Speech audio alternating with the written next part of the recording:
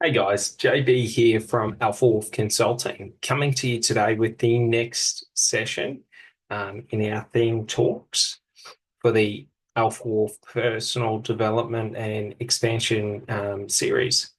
So basically, yesterday we were talking about understanding, how to reprogram behaviors through understanding how our behaviors are manifestations of our emotions and our thoughts and things like that. So today we're going to look at understanding the aspect of belief. So our emotions are based off the beliefs that we hold.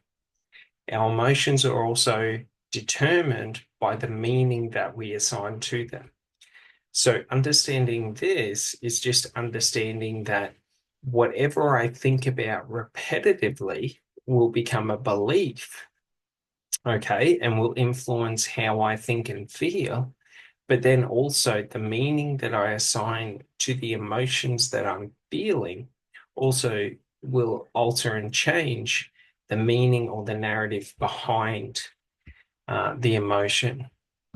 So if I associate, for example, the meaning of pleasure and happiness and joy to pain or to hurt, every time I feel hurt, I will start to assign the meaning of joy, happiness, all of this. So to understand this is just to understand that if I'm feeling happy about being heard, then that's going to influence my natural thought patterns and processes. So to understand this is just to understand that a belief is just a thought on repeat. So a belief is a thought or a language pattern or a statement or whatever it may be. Okay. And it's just we've thought about it so repetitively that those synaptic pathways become the strongest in our mind, and our mind naturally routes all thought through those beliefs. So to understand this is just to understand that either our beliefs are created consciously through conscious direction and focus of what we tell ourselves, the language that we use in terms of the wording, the meaning behind the words and all of that, the structure of the language, how we construct the sentences will also have alternate meaning. So it's important to understand this because there is a lot in terms of when we consciously curate our conscious and unconscious thoughts through development of synaptic pathways. What happens is we are literally like landscaping or architecting, maybe not architecting, but we are the architects of our conscious and unconscious thought patterns. When we allow our thought patterns to be directed naturally without any thought or any focus, so by not taking responsibility for behavior, we are allowing behavior to be determined unconsciously by the environment. So to understand this is just to understand that when we do that in context of we allow our environment to dictate our behaviors and things like that, and those around us, and dictate how our beliefs are formed, we are not in control of the formation of our beliefs, but also the formation of our conscious and unconscious mind. So when we're not, so to speak, in control of our unconscious mind, this means if I feel fear, who knows what's going to be assigned to it? My mind is going to assign it based on genetic memory and evolution and things like that. So fear gets a very negative connotation. So that when we're feeling fear, we're feeling in a highly disempowered state. We're scared and all of this. So it's only through understanding that conscious focus is needed to reprogram or reconstruct our conscious and our unconscious mind. So, for example, we can feel fear and let our instincts take control, our subconscious mind, which doesn't know logic, which doesn't know reason. So it can take it, that fear to being 2 times. It can take that fear to being meaning 1,000 times. So we have no understanding or ability to measure the scale in which we feel or experience that fear. So understanding this is just understanding that if we assign logical meaning or logical language patterns or language to that fear, then when we feel the fear, we are essentially running, and it takes conscious thought. So like when I feel fear or a fear response, I then start thinking about all my strengths, what I would do, whatever it may be. Okay, and this is just one example. We can use it to all examples. So what we're trying to do is we're trying to create new beliefs and assign them to the emotions when we are reprogramming the subconscious mind. So when I feel a certain emotion, I now run a specific belief or a thought pattern that becomes a belief. So it can be a statement of empowerment. It can be words of affirmation. It can be, a whole paragraph if you want to go that far.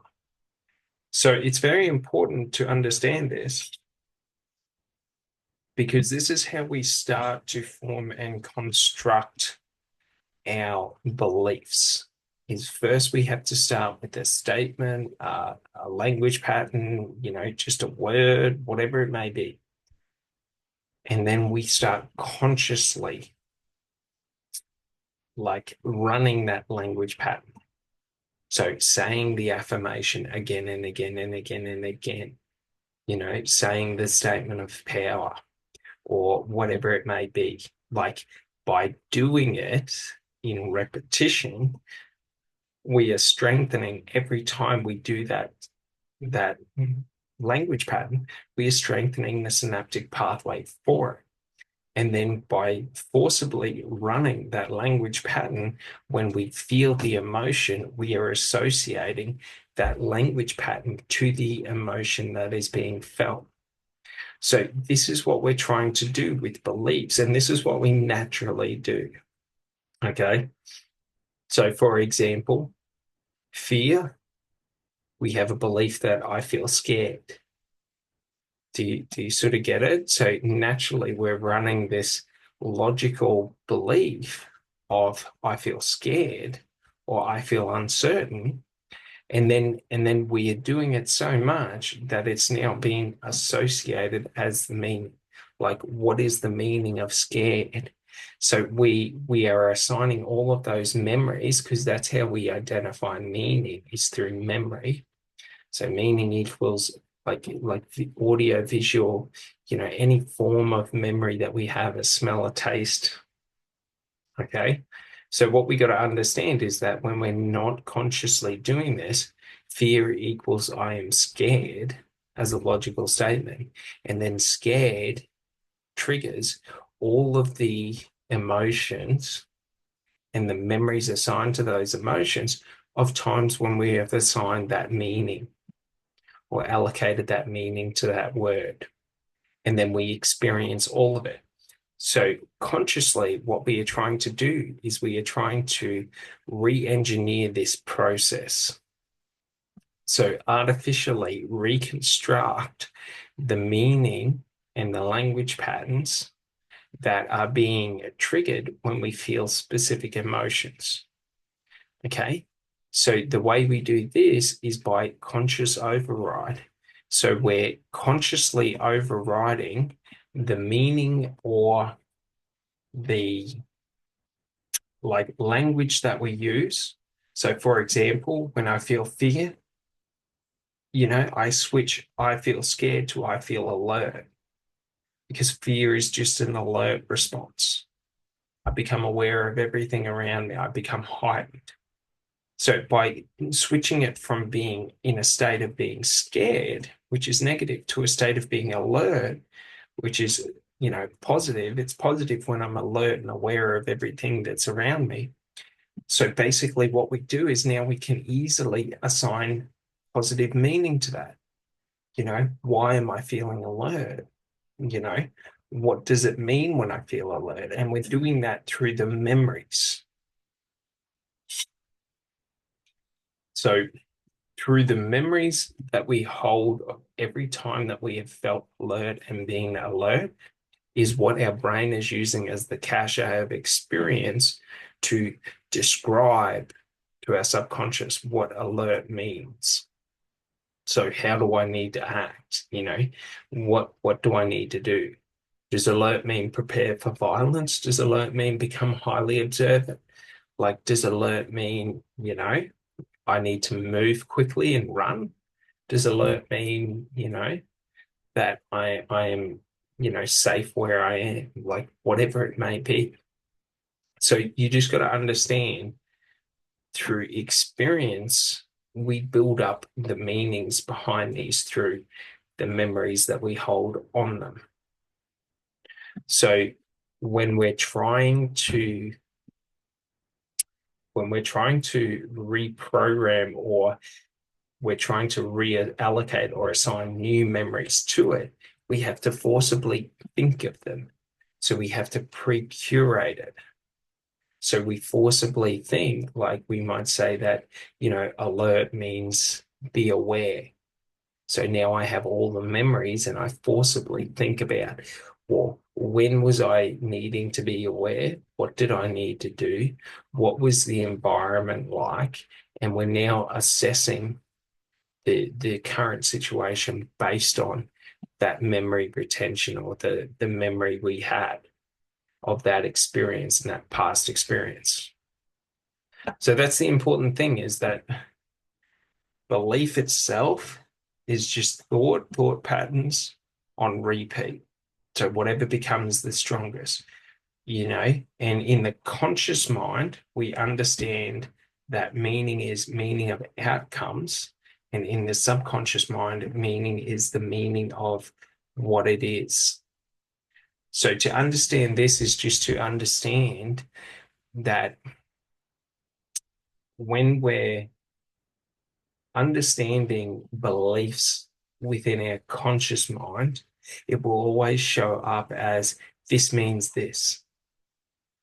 Well, in fact, it doesn't always mean that, but that's just the easiest way that we do it. So we assume. So, for example, you know, if we have a belief around, being attacked in public, or what have you, like around danger in public or whatever it may be, what we're doing is danger in public equals, threatful situations, stressful situations, situations that I don't want.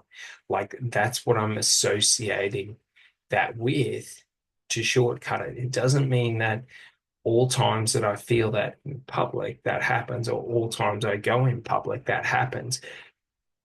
But our brain is lazy. So what it's doing is it's saying, 60% is good enough every time it happens. Like it doesn't care. Like it's lazy. So it's going to convince us of why, you know, something that may happen 1% of the time in life happens every time we go out, because it just says that 1% is too extreme for us not to take, it into consideration. So we just assume every time that that's going to be it. So we've just got to understand that, like, all beliefs can be positive, can be negative. So all beliefs can either give us positive feelings and positive emotions, or they can give us a negative feeling or a negative emotion. So it's sort of like it doesn't really, like our brain doesn't care if it's true or not. Our brain only cares about, like, if I say this is positive, then it's positive. If I say it's negative, it's negative. My brain doesn't really care if it's positive or if it's negative. So the important thing to understand is we get to determine, okay, what it is, if it's positive or if it's negative. Our brain doesn't care. Like we are the ones that assign the meaning through our experience. positive and negative is just meaning. Like, does it mean that good things happen? Does it mean that bad things happen? So just understand that it's our own bias that creates positive and negative. So all, when we're thinking about this, all beliefs can become detrimental to us, or they can become highly positive and beneficial to us. All right. So to jump on further from it, we understand how beliefs are formed, okay? That they're thoughts on repeat, that we think so strongly that in our biochemistry, oh, not our biochemistry, but maybe our biochemistry, but basically in our anatomy, our brain shifts and restructures itself to the forced in alignments. So, like, for example, we could create a belief that everything that happens to me is good or beneficial to me. And we repeat that and repeat that and repeat that and repeat that. And we keep repeating that and we strengthen it. And then every time we feel, okay, so we've strengthened that synaptic pathway, that information is now easily accessible. So in the moment when something bad happens, I'll sort of get a thought of, well, everything happens to me is beneficial. And then I sort of, I say that or I ingrain that and believe that to be true in that moment. And now I'm assigning or allocating that meaning or that belief to that emotion. And then, that belief will have all the associated meanings to it. All the times that bad things happen, but good things happen. So it's important to understand that it's not a difficult process when we're doing this. It just takes conscious forethought and then the fortitude to actually embody it in the moment. So in the moment that something bad happens to you, you don't turn around and go, oh, why did this bad thing happen to me? Bad things always happen to me. Like, that's just idiotic. No. In that moment, you reinforce the statement that you've done while you were comfortable. And that's why a lot of people can't do personal development for themselves, is because a lot of people will, in the good times, oh, yeah, it's all good. It's all good. Yeah, yeah, yeah. It's all good. I believe this. I'm positive and all that. And then as soon as something negative happens, they use that as an excuse to justify why being positive isn't the right course of action. So in the moment where they get the opportunity to ingrain the positive outlook, the positive behavior, the positive perspective, whatever it may be, they choose to focus on the disempowerment. So rather than seeing negative things happening to them as being empowering, they see it as being disempowering. So they focus on it and they ingrain the disempowering feeling and association with that emotion, with the memories, with the experience.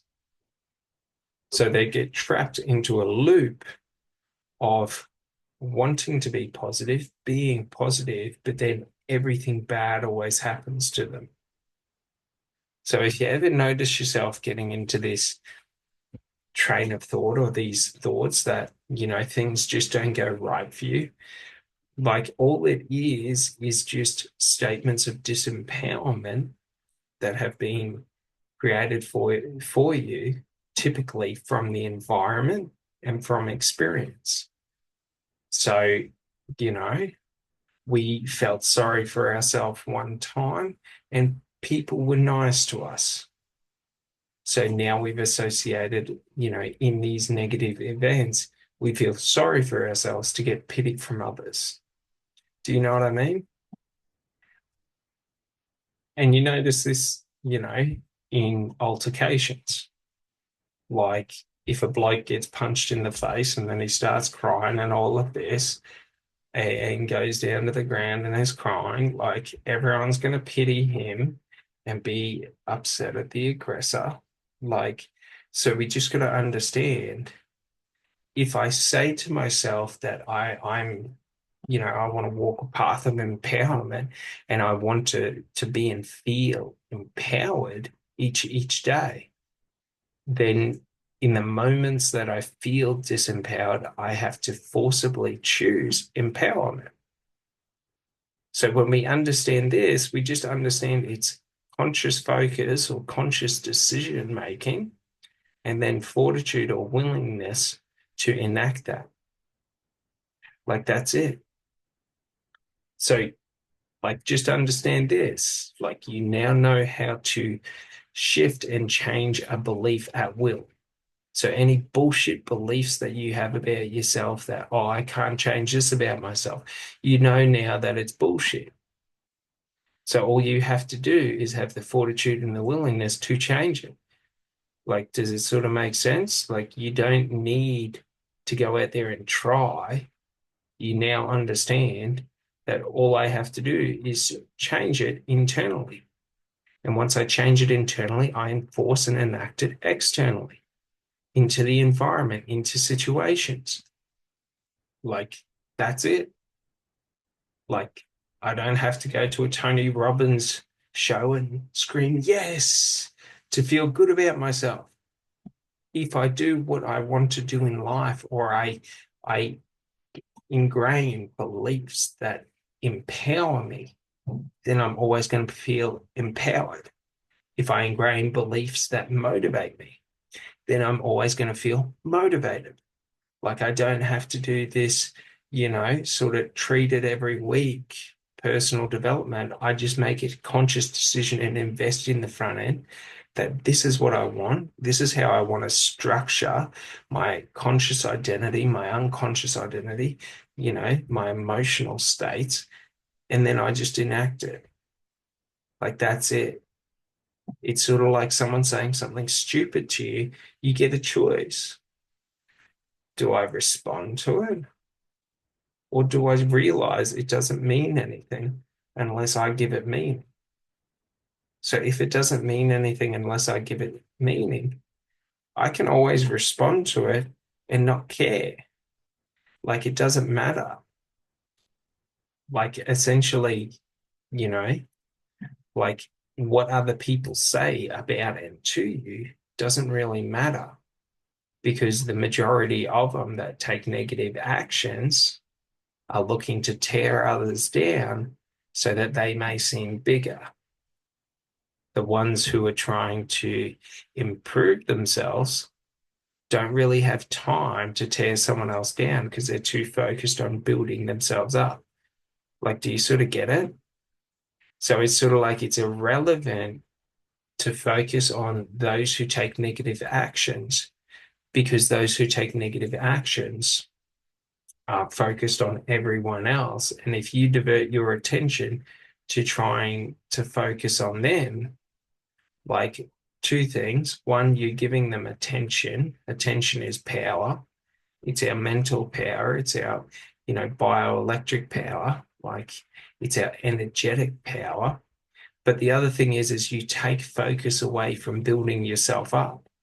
So it's pointless to worry about other people in the context of, when you are creating your ideal self, it doesn't really matter what other people think or say. All of that matters is what you've experienced. Like, does that sort of matter? Does that make sense? Like, what you've experienced, okay, is the cache of information that allows you to move quicker. What you've experienced develops your synaptic pathways naturally. Like, do you know what I mean? Because it's experiences we assign more meaning to than just sitting down and reading a book. If I'm reading a book on how to sell, and then I go out there and I try to sell, do you know what I mean? If I'm trying to sell and I'm going and doing the activity every day, I'm going to learn at a more rapid rate. It's going to be easier to learn because the meaning will have direct implication. So I'll be able to see, touch, and feel the meaning behind each of the key bits of information. Whereas if I'm just learning it from a book, like it doesn't really it's going to be very difficult for me to understand it, for me to comprehend it, because I've got to then go out there and either use experiences by other people as my core foundation of experience, or I have to go out there and learn my own experiences for myself. So that's the important thing to understand, is there are two types of knowledge that we use to base our decisions and come to our decisions: theoretical knowledge and experiential knowledge. So theoretical knowledge is descriptive information. Experiential knowledge is emotional information, the meaning. So someone can say, we don't give free samples for this reason. Without meaning, you don't understand the why behind it. So it's a statement, but it doesn't tell you why we don't give out free samples. So understanding that the meaning holds additional information that we don't communicate. Because to communicate it, I then have to go through and tell you and explain to you the experiences so that you understand logically and emotionally. And that's a core thing. So now we're going to move on to, you understand the beliefs, we understand, our conscious and our unconscious beliefs and the differences in them.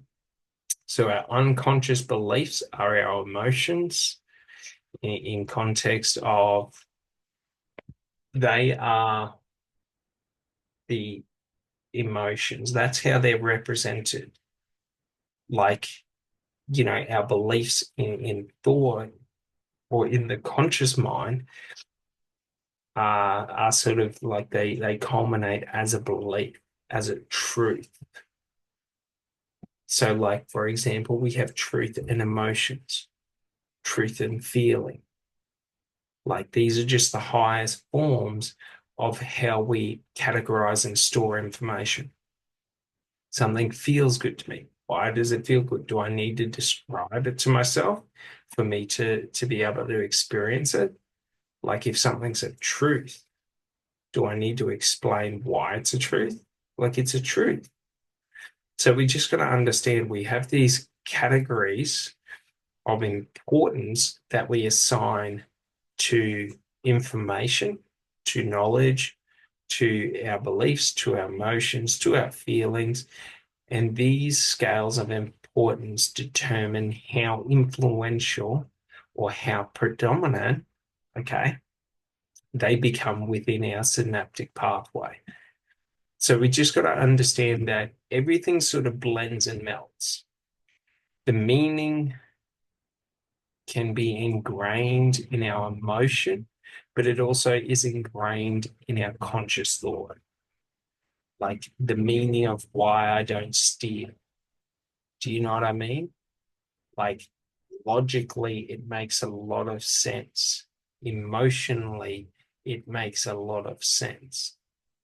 So what we got to understand is our brain is always looking for the shortest and easiest way to come to a decision or to make a decision in context of, if I see someone walking down the road, my brain is going to assess that person and it's going to use the easiest way to assess, that person for, potential threat, potential ally, like who knows?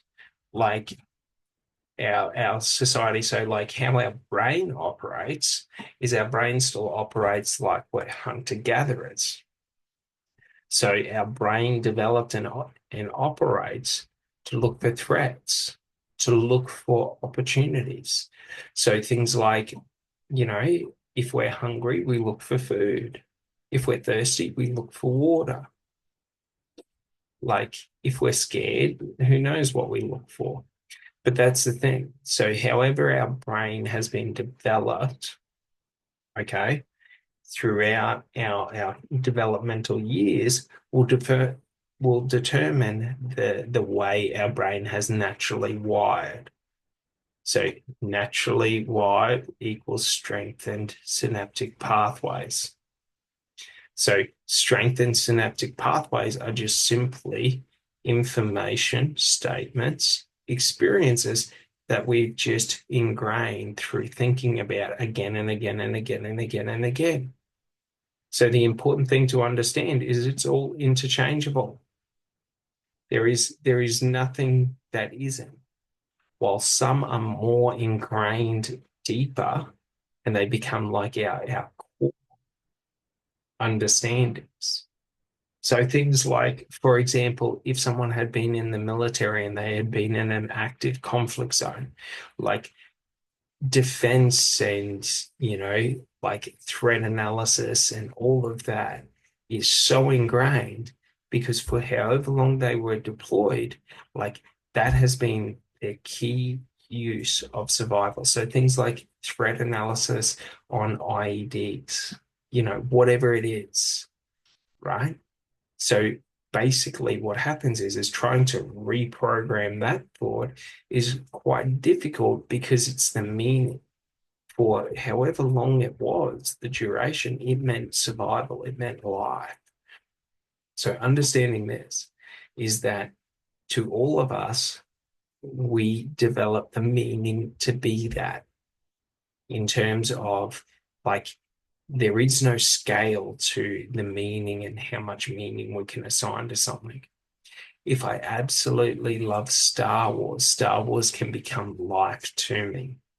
It can become the reason that I eat, breathe, and sleep, the reason that I exist.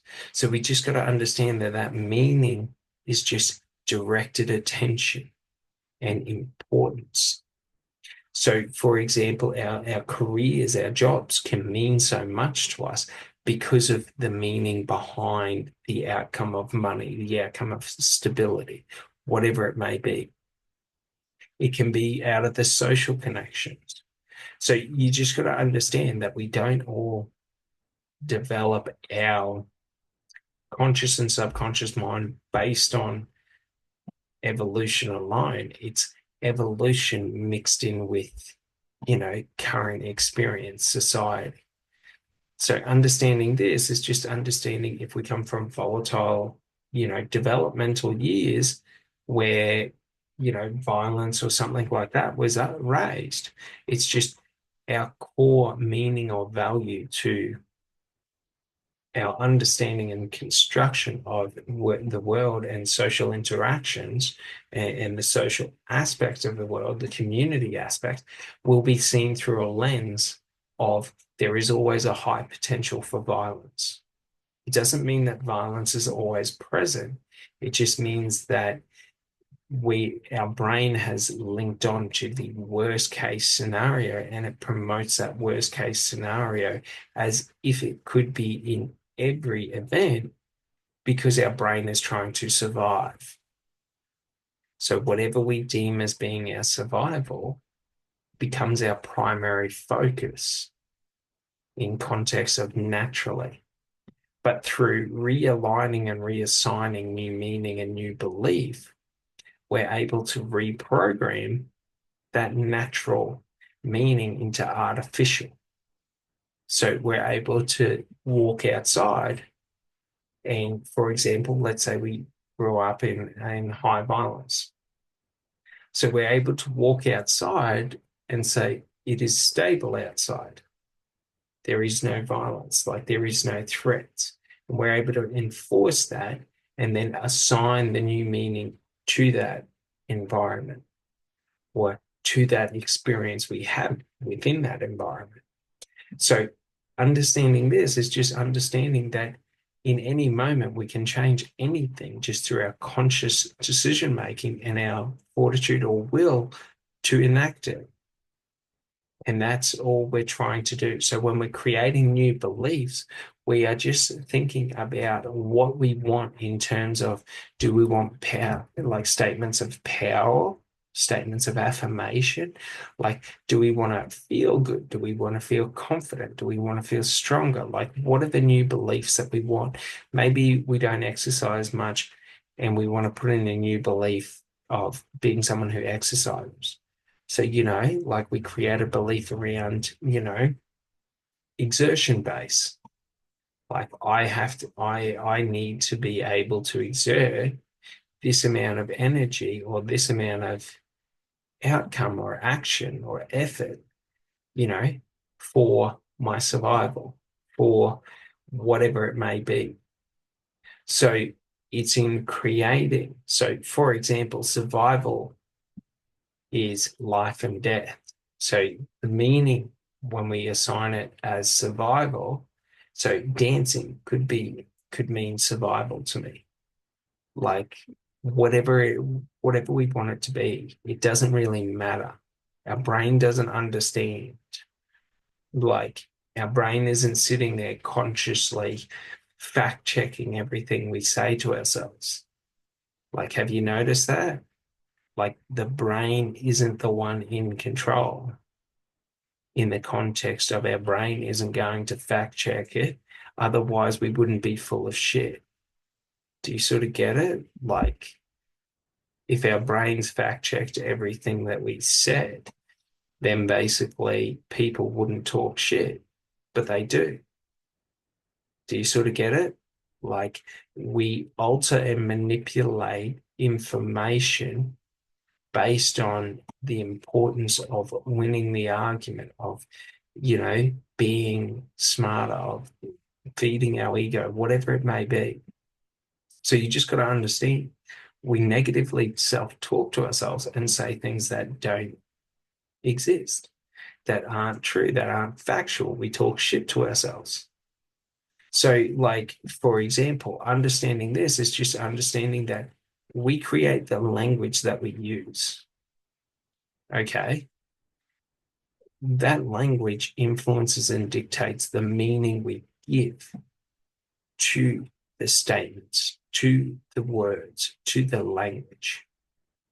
So creating a new belief is just becoming aware of your language and artificially rewording your language so that it gets specific results, so that it's assigned specific meaning. So do we want to be in a disempowered state all the time thinking we're a victim? Or do we want to be in an empowered state all the time? Like if we want to be in a disempowered state and be a victim, it's called the victim mindset. This always happens to me. I can never catch a break. People will like hurt me. Like I don't have the power to be able to do this and that. Like I don't have control. I don't. Do you sort of get it? So it's all conscious choice of the decision of what language do I want to use? What outcomes do I want for myself? And then it is understanding that we have to reprogram our emotions because the majority of people don't learn emotional development. So, what that means is that our emotions, which are in the subconscious aspects of our mind, are created and developed without conscious vision. I don't know why I feel this way. I just feel this way. Like, do you know what I mean? So what that means is just we have never put in the effort to experience or understand our emotions. So our emotions are foreign to us. I don't know why I get angry. I just lose my temper sometimes. Like everyone knows why they get angry. They know the exact point that they get angry. Like that's the thing. They're just not aware of it because they're not looking for it. So understanding this is just understanding that when we want to create new emotional states or understand our emotions, we just have to look at them and become aware of them and understand why. Because the why is the meaning of why that emotion, like why we're feeling that emotion. So it's the meaning behind why the emotion was created. I'm happy. Why am I happy? You sort of understand? I'm happy because it's good weather out. I'm happy because I'm doing something that I enjoy. I'm happy because I'm around people that I really like and respect, like whatever it may be. So we're understanding why, which allows us to then accept and feel that emotion.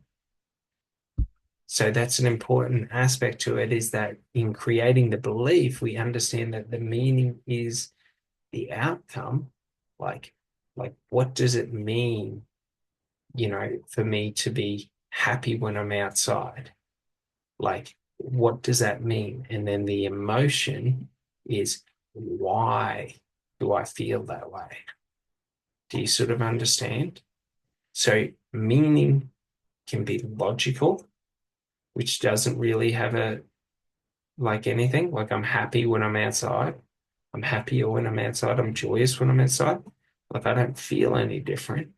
But when I understand why I feel that way, so when I think and remember back and experience the moments where I felt happy and joyous outside, now I experience it through the sensation of feeling. Like, do you sort of understand? So they have two different, like our logical brain cannot enact meaning or not enact like emotion in the context of, I can't logically think my way to feeling something. Okay.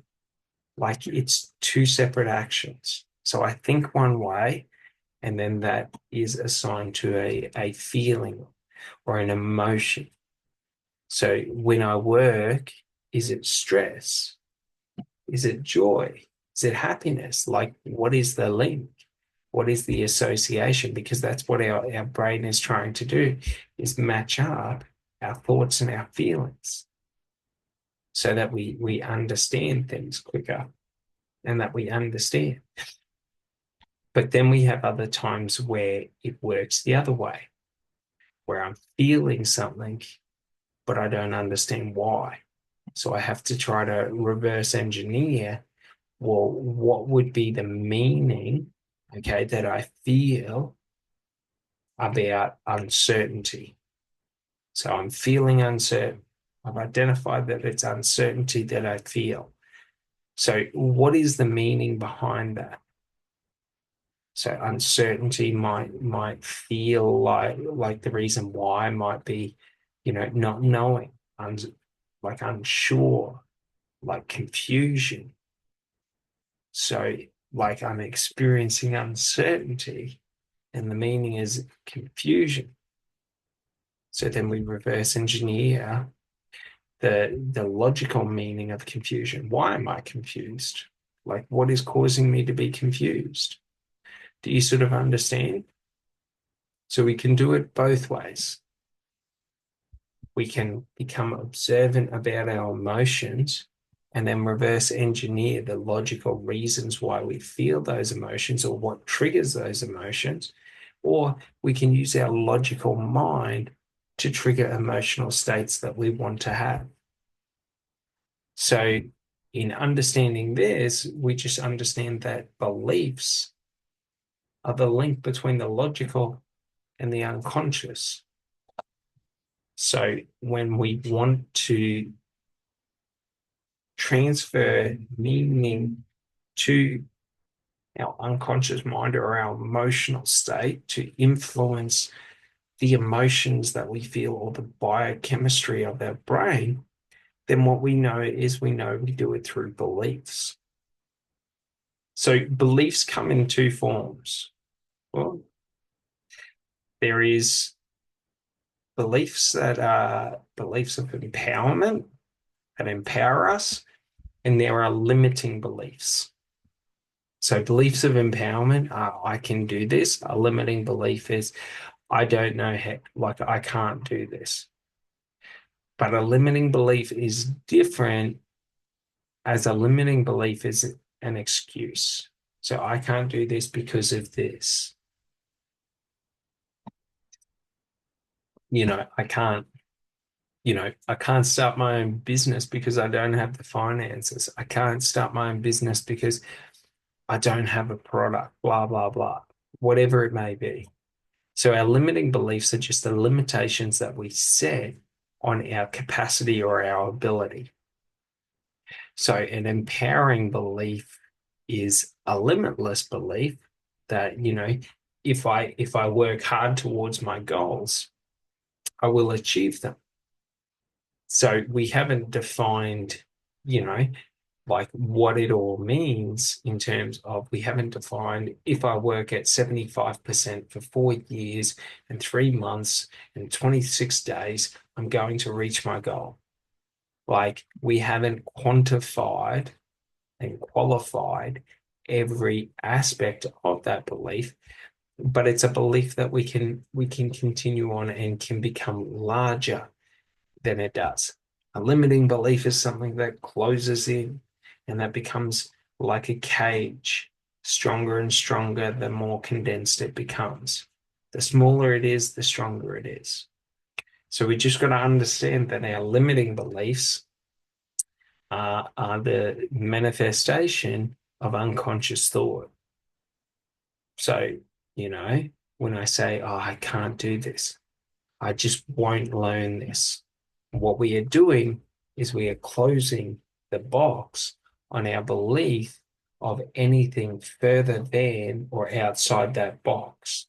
So they become self-limiting because what we're doing is essentially we are saying, I can't walk down that street. I can't walk down that street. I can't walk down that street. I can only walk this street. So just understand that it's the exact same as a belief. It's one that we haven't been aware of. So typically limiting beliefs are based around negative self-talk or the negative self-talk of others. So like, for example, if you say, I'm going to start a business and someone says, oh, you don't have the money for it, you don't have the knowledge for it, the skills for it, don't be stupid. Even if we don't believe what they say as being true, those beliefs, if held, so if we entertain the idea of maybe I don't have enough money, maybe I don't know enough, they become stronger and stronger and stronger. So our limiting beliefs are simply just beliefs that are limiting in nature in context of their beliefs about ourselves that we use to lower ourselves or to accept less than we want or deserve. So maybe we wanted chocolate ice cream and we get there and we don't feel confident asking for chocolate ice cream. So we ask for vanilla ice cream. Like we're self-limiting what we want based on, this idea that we don't want to offend or, you know, impose on other people or impose on ourselves. So another limiting belief could be, I need to have this much in savings, where basically I am valuing my happiness based on the financial terms of an account. So like if I have the money in there, if I have more than the money in there, I feel good about myself.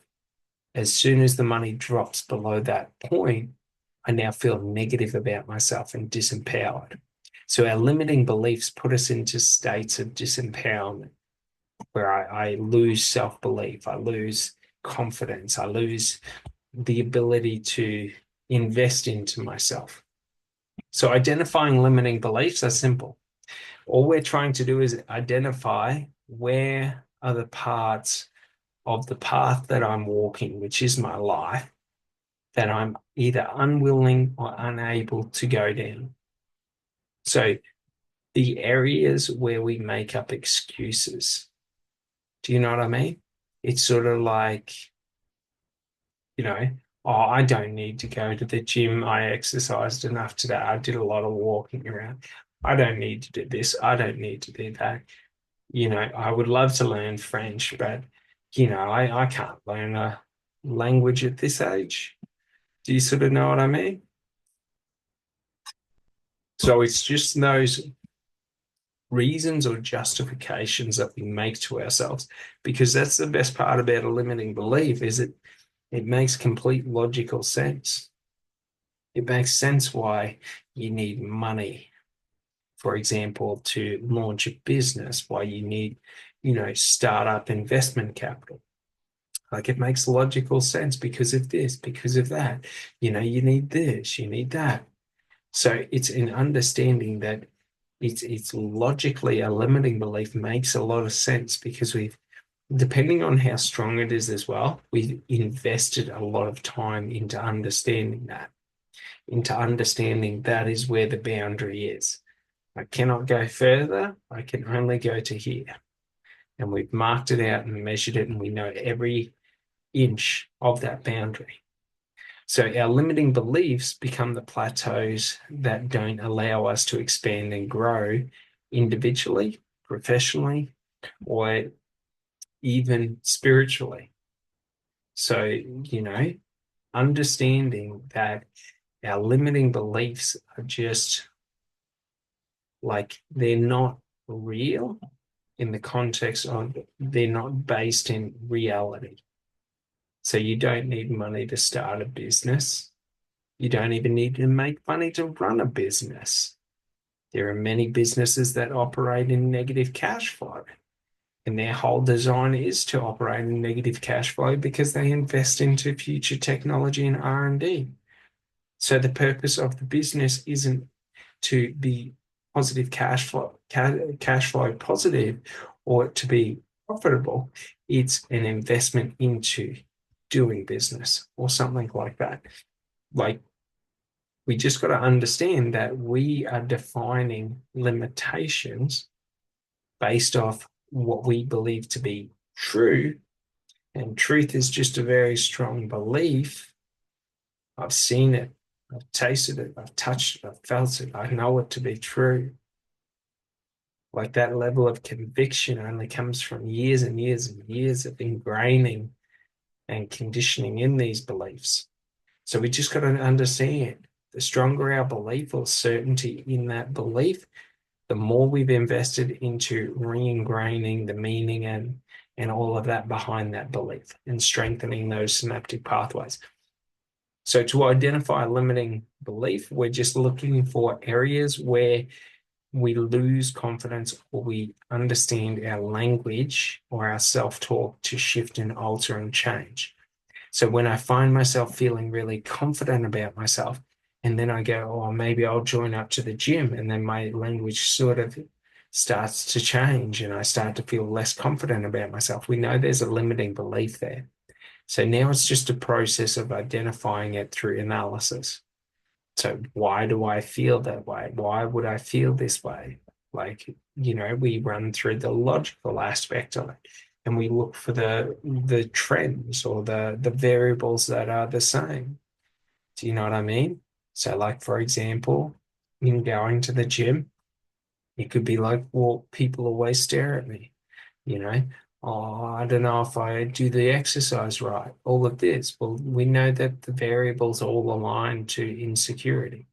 So we know we got a limiting belief around insecurity at the gym. So it's not that going to the gym or working out does anything negative. It's that we've got a perceived belief that we are a more insecure person when we're in that environment. So when we're in that environment, we feel insecurity.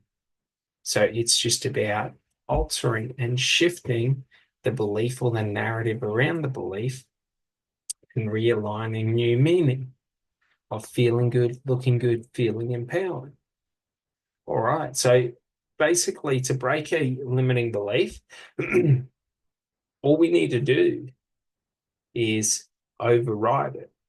So if we understand a limiting belief is just a belief that we find self-limiting, okay, and a belief is just a thought pattern on repeat that has been thought of so strong, so much that the synaptic pathway has become so strong that competing thoughts require more energy and move at a slower rate. So our brain wants the quickest, efficient way to do it.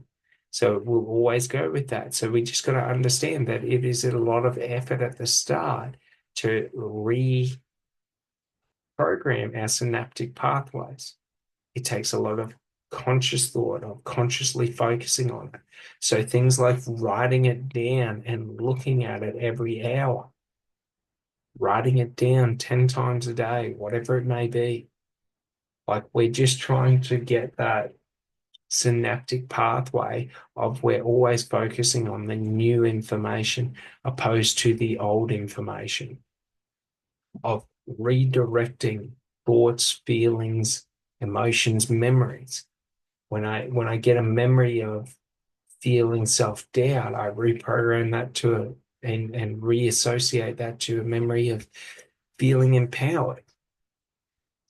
So we just go through and we do that. Like it's quite easy in the context of we are just reprogramming the language and the structure of the language and the language patterns we use, and then we are reprogramming the emotions and the feelings and the memories associated and the meaning associated to those emotions and feelings. And we are either, you know, making them positive. So we associate positive meaning, positive memories to them, or we redirect and disassociate. So we disassociate from the negative feeling. I don't feel that way. I don't feel stressed when I'm out walking on the street. Do you know what I mean? And then we redirect it to a new positive memory. So we can take old memory, not old memories, but to a new emotion. So basically we can take like current emotions, and we can either reassign and redefine new meaning and new memory to them, or we can take a current emotion and then we can disassociate from that emotion, i.e., if I feel angry, I can disassociate from the anger and then redirect to a completely different emotion of forcing myself to feel happy. So, maybe it's when I feel anxiety, I disassociate from that feeling of anxiety, and then I forcibly force myself to feel happy. So I start smiling. I tell a joke to myself, whatever it may be. Like I completely shift and alter that so that when feeling anxiety, okay, I'm not reassociating the feeling of anxiety to the meaning or the memory. I am now reassigning or reassociating or associating the feeling of anxiety to the feeling of happiness. So when I feel anxiety, it doesn't trigger new memories or anything. It triggers me to feel happy. So then I start to feel happy and I have the memories and the meaning for that. And why? Why? All right. So that's going to finish off this one. But basically, understanding this is just understanding that beliefs are just thoughts on repeat. Our beliefs are the logical meaning, okay, or are based in the logical meaning of outcome, okay. Our emotions are in our subconscious mind. So our emotions are determined by the meaning and the memory assigned to it. The same is true with our beliefs. Our beliefs are just based on outcome. Our emotions are based on why, on the reasoning behind them. All right. Well, I'll talk to you on the next one. You guys have a great day. Thanks so much. Bye.